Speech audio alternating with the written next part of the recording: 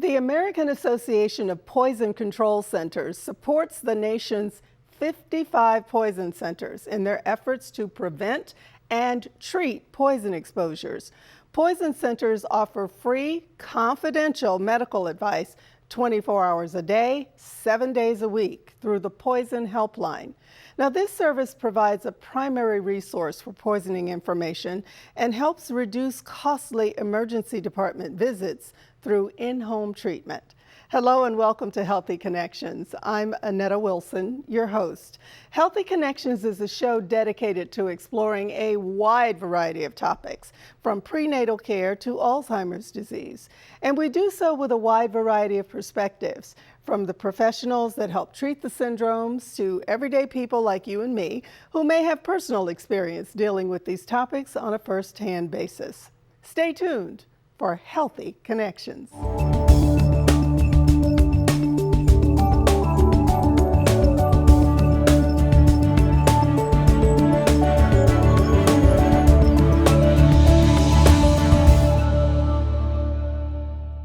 Lisette Cullen is an educator from the Florida Poison Information Center in Tampa, and she's here to explain to us what those centers do and what her role is. Thanks, Lisette, for being with us. Thank you. Thank you for having us here. Let's first just define what is a poison.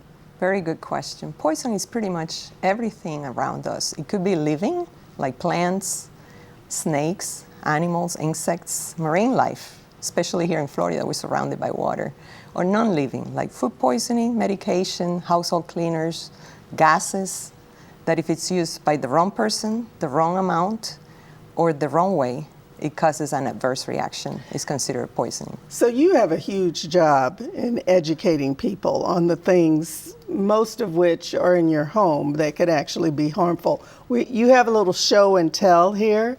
So let's talk about these two bottles with the blue liquid. What's bad about that?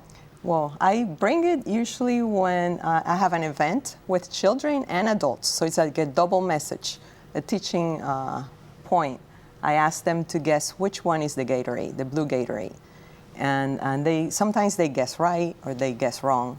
And when they hear the answer, they see why, number one, always ask a trusted adult. Is it okay to eat this? Is it okay to drink this? Okay. And the lesson for the adults is never to transfer any chemicals out of the original container.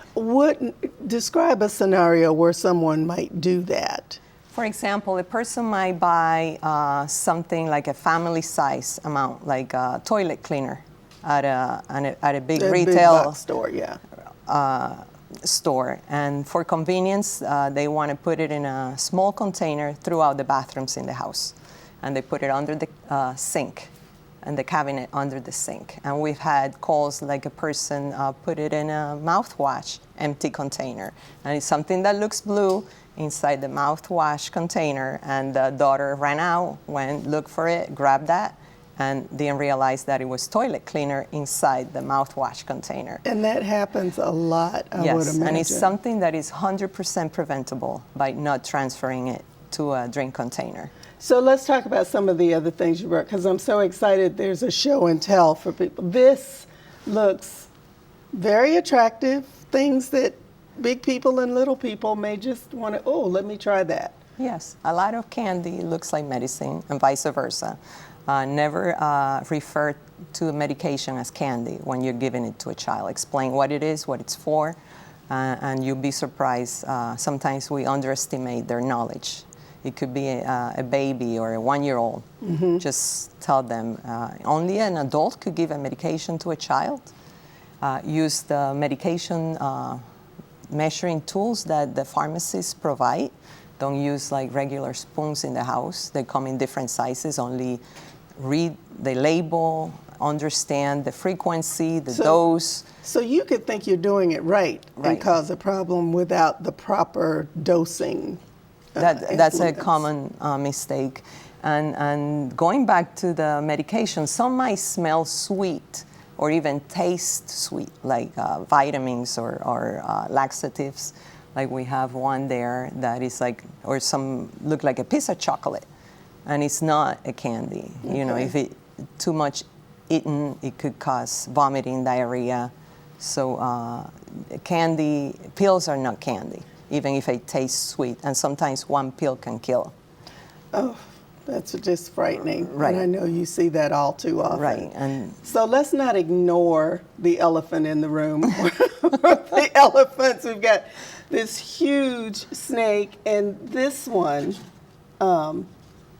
Tell us why this can be problematic. yes, we do have. I don't know if you can see this, but I'm just happy it's plastic. So I would not be picking it up. For taxidermy. Some, like this one, we do have 6 venomous snakes in the state of Florida. 5 of them belong to the pit vipers. So like the word says, they have pits on their snout. And fangs. And fangs, yes. Yes. And the coral snake, it doesn't belong to the pit viper snake family, but it does have those distinctive colors. Okay, you were explaining that to me. So if red is next to yellow, that's a bad thing because you want to think of a traffic light. Exactly. The yellow light comes on and then the red light. Yeah. Both of them are be careful, caution, stop. Right. So we've heard all kind of rhymes about this growing up, but if it's red and yellow together, that's bad news. You would never forget it because the traffic lights don't change. Right. The red light next to yellow, that would be the one that is venomous. There is a very similar one, but the pattern is reverse. It's red with black rings next to it. So just remember red and yellow together like a right, traffic and this light. one also Stop. has a black tip on the snout. But sometimes the more distinctive characteristics are those bands because it might be coiled up or the head might be under some dry leaves or branches. So when you see red next to yellow, bad news. that would be the warning. Now you brought some things here too to help us make sure that our homes are safe. Let's talk about these. Yeah, we have cabinet locks. They're different, styles depending on the hardware of your doors. And the more layers of prevention of getting a child to get into, for example, we recommend these cabinet locks for where you have your cleaners, usually under the kitchen sink. Mm-hmm. Or if you have a medicine cabinet, put and kids, these are child resistant, they're not child proof. Not child proof, there's a big difference. The same goes with the medication caps. It slows down the process, but the more layers you have in place, the less chances for accidents. So explain this. Yes, this is like a homemade. I'm big into visuals for visual learners. Yes. So people don't realize that we also get calls for foreign bodies. Foreign bodies. Yeah. Things Small little people, toy, big people yes. put in their mouths. It could be like these are very strong magnets. Okay. So it could be. And what does the red tubing represent? This is like resembling the intestines. Okay. So it could be a choking hazard, right? The piece of magnet could get stuck here and blocking the airways. But if it passes down, this is a demonstration how 2 magnets could pinch the intestines. Together inside the causing body. the blockage of the flow of the digestion. And it could be serious, very serious. I mean, we could talk about this all day, but let's talk about some of the most common things you see, some of the most common calls that you get that are so easily preventable. Okay, the most common, about half of our calls are for children, and it's a normal. Why? Children are curious. It's part of their development to learn about their environment, the world around them by touching, tasting, and smelling. And climbing. Yes. So a lot of the calls are what people have in their home. Who doesn't have any household cleaner, any Right. bottle of spray or a floor cleaner or detergent? Well, let's talk about how people can get to you, because hopefully the wheels are spinning. You're like doing an audit in your head.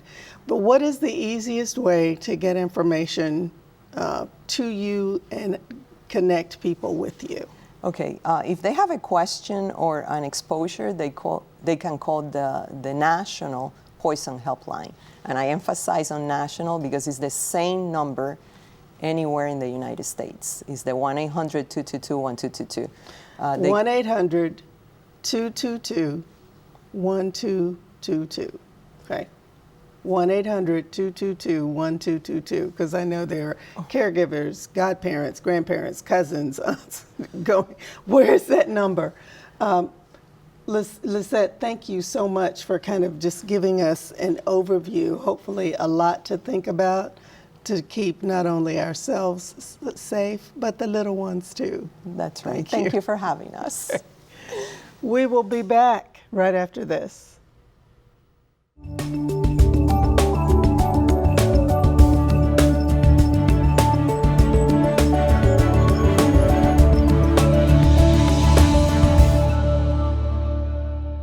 Ben Davies is a pharmacist and CSPI, or C-SPI, with the Florida Poison Information Center in Tampa. And he's here to continue our discussion on poison control.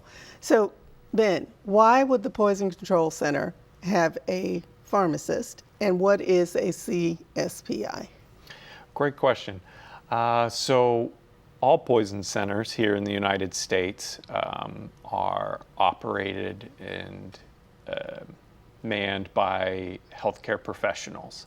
Okay. So 24 hours a day, 7 days a week, whenever you give a call to your poison control center, you're going to be connected with a nurse, pharmacist, or physician.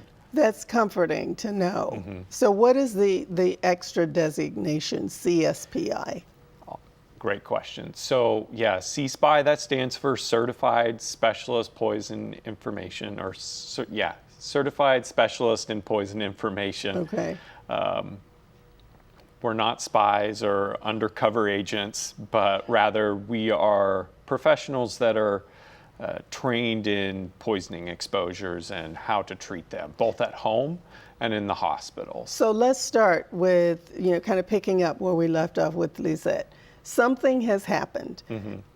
Everybody's panicking. What do? Do we call 911 first? Do we call the Poison Information Center first? What should people do first?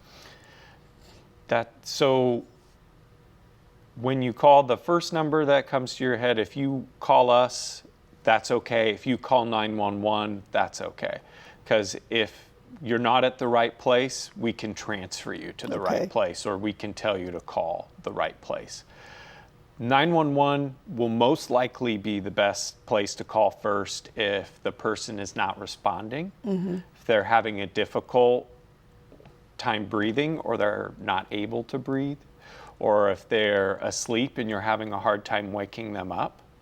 Those are going to be situations where it would be best to call 911 first. Okay. However, if you call 911, the person you're calling about is fine. They got into, this sleep aid. They took a couple more than they should have, but they're okay. They're awake. They're talking with you. Most of the time, 911 will transfer you to us, okay, and we'll be able to help. And we talked a little bit in the first segment about children being the ones we really need to watch. There's another prop here that is really frightening to me. Now, very simple, very easy, taste the rainbow, we know that. This, however, is a bigger deal and a much bigger problem. It is basically THC or gummies, or not something you want your kids to get a hold of.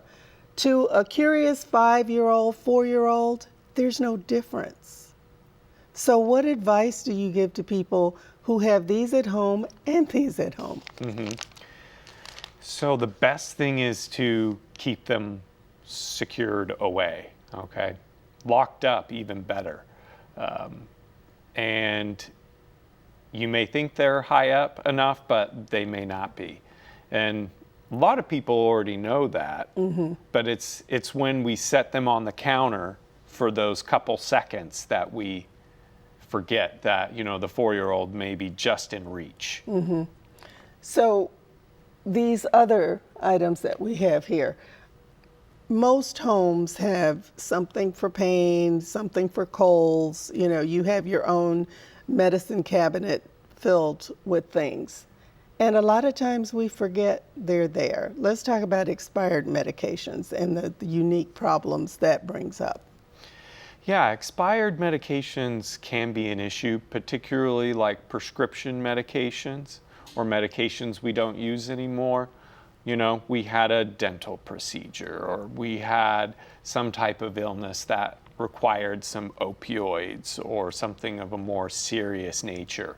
And it may not be the best to be having those lying around our houses. So if you want to ever bring those to your local pharmacy, or you can call your local police station, ask about where in your area is a great place to return those. Do most people just leave them sitting around or toss them in the trash? And I'm gathering from what you just said, that's not something that we're supposed to do. Yeah, it can depend on the area. Each county can be different on what medications they want disposed, and different ones can be flushed down the toilet and some can't. So if you have any questions about that, you can always give Poison Control a call, and we can look up the local guidelines for your county, and we can also tell you what medications are safe to flush down the toilet and what aren't. Give us an example of some scenarios that you've been involved with in the call center where you were actually able to help people get past the crisis, or even the most common calls that you get. Yeah, so that's a daily basis at the Poison Control Center. Here in the state of Florida, we get about 500 calls throughout the whole state a day. That's a lot. And so about 3 out of 4 of our calls come from homes, and then 1 out of 4 come from hospitals. Hospitals, say more about that.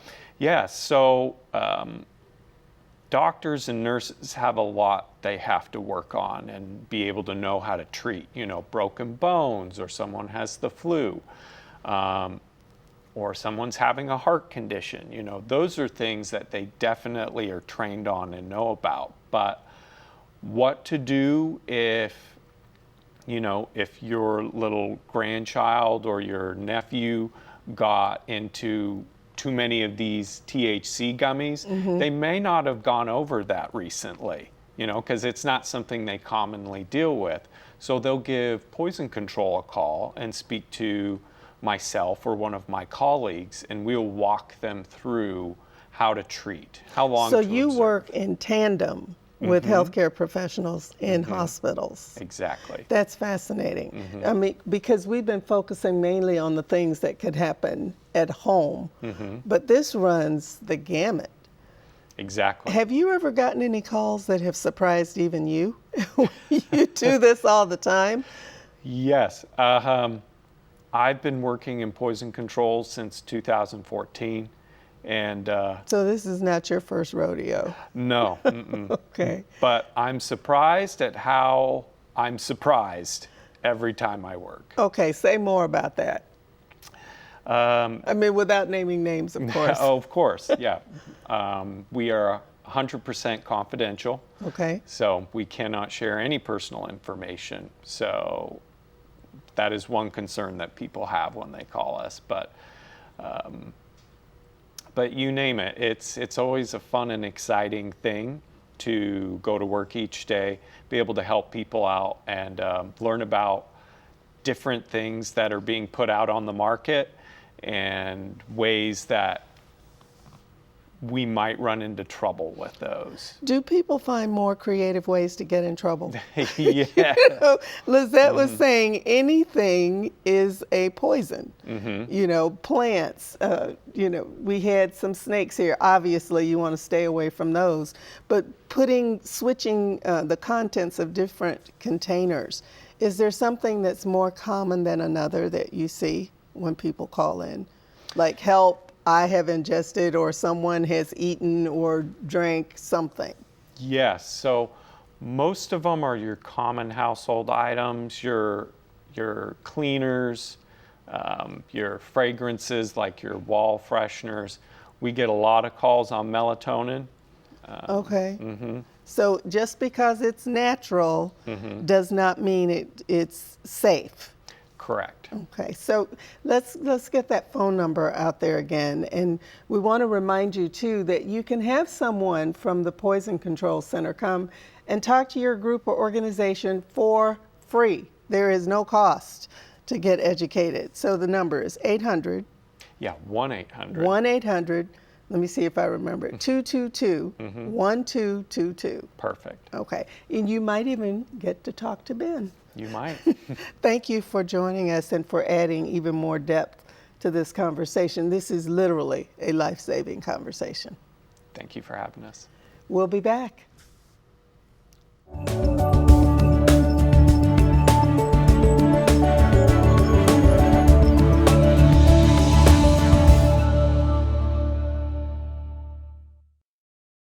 We learned today that in a subtropical climate like Florida, almost anything can be a poison. The key is to educate ourselves and use common sense when at home. Shortcuts can lead to long disasters. We want you around to continue making healthy connections. I'm Annetta Wilson. Thanks for joining us.